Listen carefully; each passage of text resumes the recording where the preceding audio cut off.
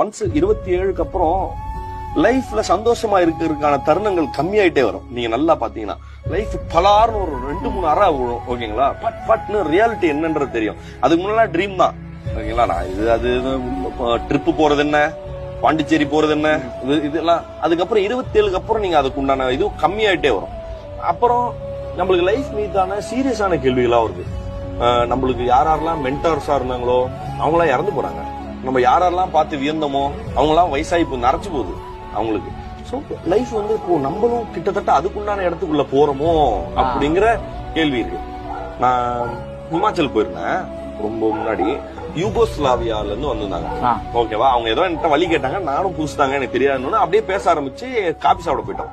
சமயம் ஒண்ணு சொன்னாங்க தெளிவா, நாங்க வந்து இந்த சொத்து சேர்க்கறது, வீடு வாங்குறது அதெல்லாம் கிடையாது, வாடகை வீட்டுல தான் இருக்கிறோம். எங்களுடைய எய்ம் என்னன்னா, ஒரு வருஷம் பயமா வச்சாங்கன்னா அப்புறம் அவங்க ஹஸ்பண்ட் ஃப்ரெண்டு ஊர் ஊரா